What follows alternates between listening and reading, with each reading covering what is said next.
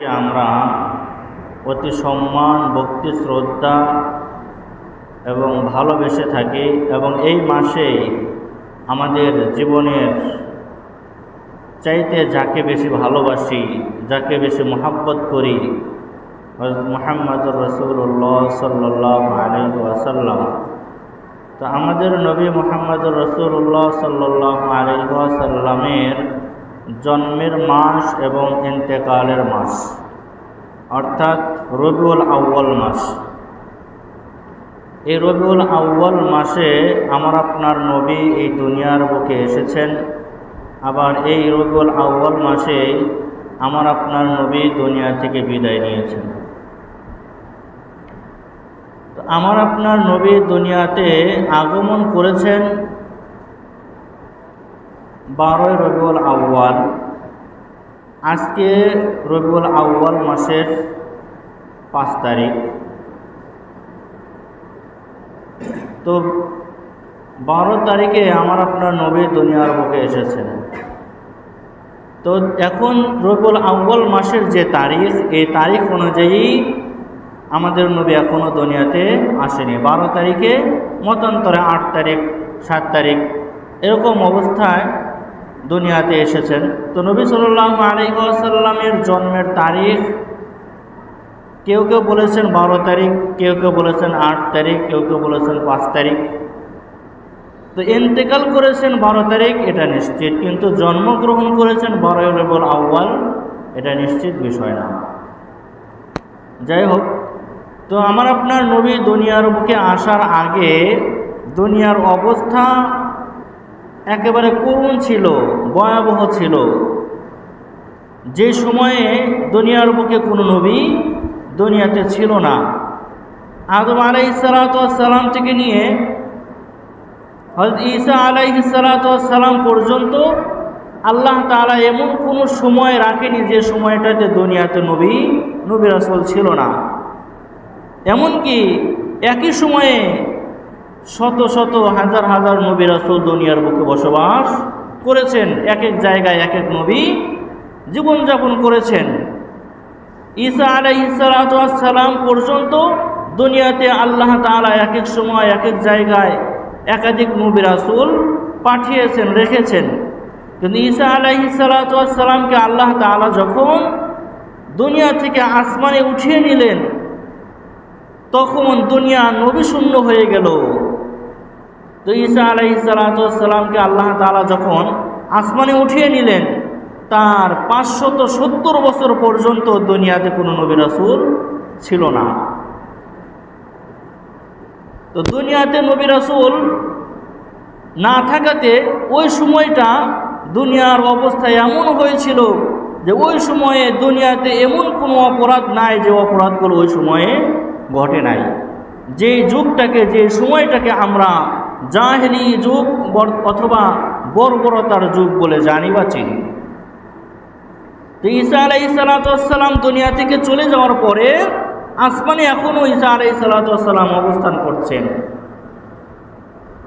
আবার শেষ জামানায় কিয়ামতের আগ মুহূর্তে ঈসা আলাইহিস সালাতু ওয়াস সালাম আবার দুনিয়াতে আসবেন। তো ঈসা আলাইহিস সালাতু ওয়াস সালাম দুনিয়া থেকে আসমানে চলে যাওয়ার পর থেকে আমার আপনার নবী দুনিয়াতে আসার আগ পর্যন্ত যে সময়টা 570 বছর অথবা 600 বছর, এই সময়টাকে জাহেলি যুগ, বর্বরতার যুগ এবং জুলুম অত্যাচারের যুগ বলা হয়। যেই যুগে এমন কোনো অন্যায় অবিচার নাই যেগুলো হতো না। ঠিক ওই যুগেরও কিছু কার্যকলাপ, ওই যুগেরও কিছু নীতিমালা, ওই যুগেরও কিছু কাজ আমাদের যুগেও এখন ঘটতেছে। এমনও হয়েছে যে এই যুগে যা ঘটতেছে ওই যুগে তা ঘটে নাই। ওই যুগের চাইতেও বেশি মারাত্মক ঘটনা আমার আপনার বর্তমান সময়ে ঘটতেছে।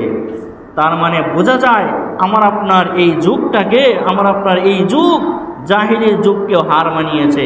এমন বর্বরতা, এমন অন্যায় অবিচার, জুলুম দুনিয়াতে হইতেছে যেগুলো কিছু কিছু অন্যায় অবিচার জাহিলি যুগেও হইতো না।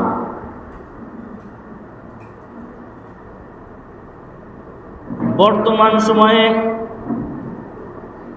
দুনিয়ার বুকে এমন কোনো অন্যায় অবিচার নাই, এমন কোনো জুলুম নির্যাতন নাই, এমন কোনো অপরাধ নাই যেটা ঘটতেছে না।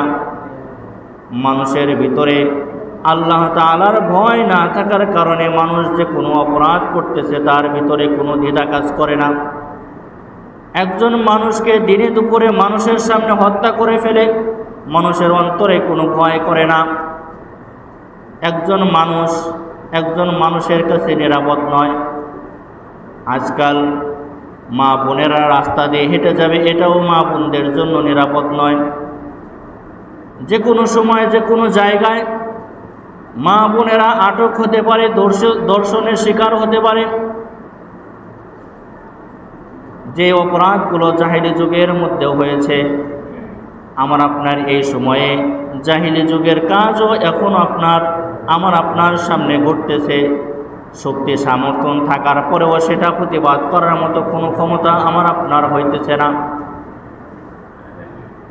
তো রাসূলুল্লাহ সাল্লাল্লাহু আলাইহি ওয়াসাল্লাম দুনিয়াতে আসার আগে অনেক অন্যায়, অনেক জুলুম, অনেক অবিচার হয়েছে। যে অন্যায় অবিচারগুলো আমার আপনার সময়ে হইতেছে।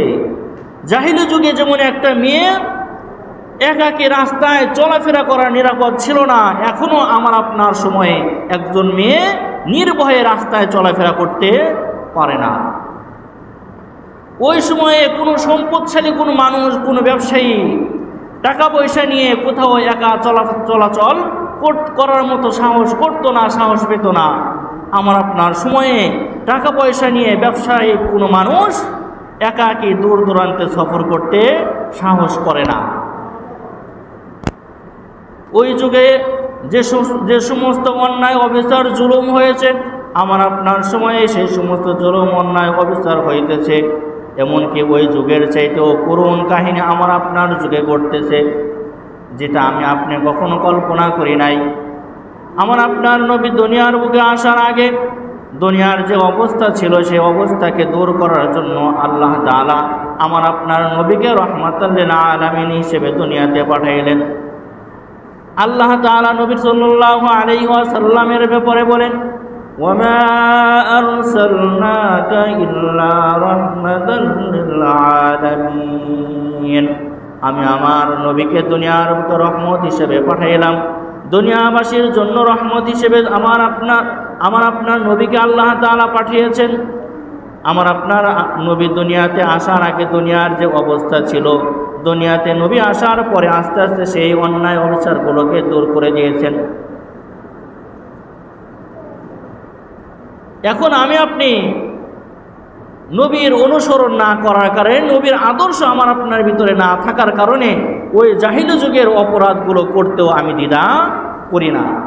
আমার দ্বারা সর্বপ্রকার অন্যায় হইতেছে, সর্বপ্রকার গুনাহ হইতেছে। সেটার কারণ কি? সেটার কারণ হলো আমার ভিতরে কি নাই? আল্লাহর ভয় নাই। আল্লাহর ভয় যদি আমার ভিতরে থাকতো, জাহিলি যুগের মানুষের ভিতরে আল্লাহর ভয় না থাকার কারণে তারা সর্বপ্রকার অন্যায় কাজ করেছে। আজকে আমাদের সময়ে সর্বপ্রকার অন্যায় কাজ হয়, কারণ হলো আমার ভিতরে আল্লাহর ভয় নাই। আল্লাহর ভয় যদি আমার ভিতরে থাকতো, তাহলে আজান হওয়ার সাথে সাথে নামাজ না পড়ে আমি থাকতে পারতাম না। আল্লাহর ভয় যদি আমার অন্তরের ভিতরে থাকতো, তাহলে আমি চোখ দিয়ে কোনো অবৈধ জিনিস দেখতে পারতাম না। আল্লাহর ভয় যদি আমার অন্তরের ভিতরে থাকতো, হাত দিয়ে কোনো অন্যায় কাজ আমি করতে পারতাম না।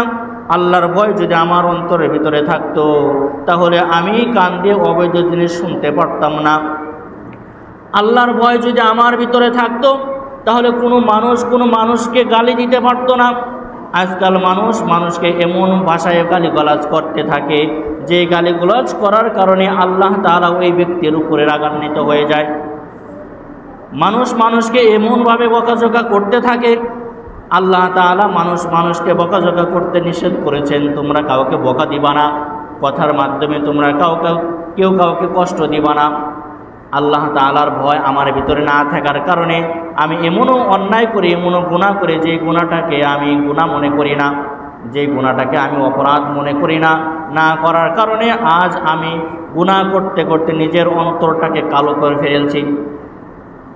আজ আমাকে ভালো কাজ করতে আমার ভালো লাগে না, নামাজ পড়তে আমার ভালো লাগে না, সত্য কথা বলতে আমার ভালো লাগে না, আমার ভিতরে গুনাহ করার কারণে আমার অন্তরটা এমন হয়ে গেছে, গুনাহ করতে ভালো লাগে, নেক কাজ করতে ভালো লাগে না।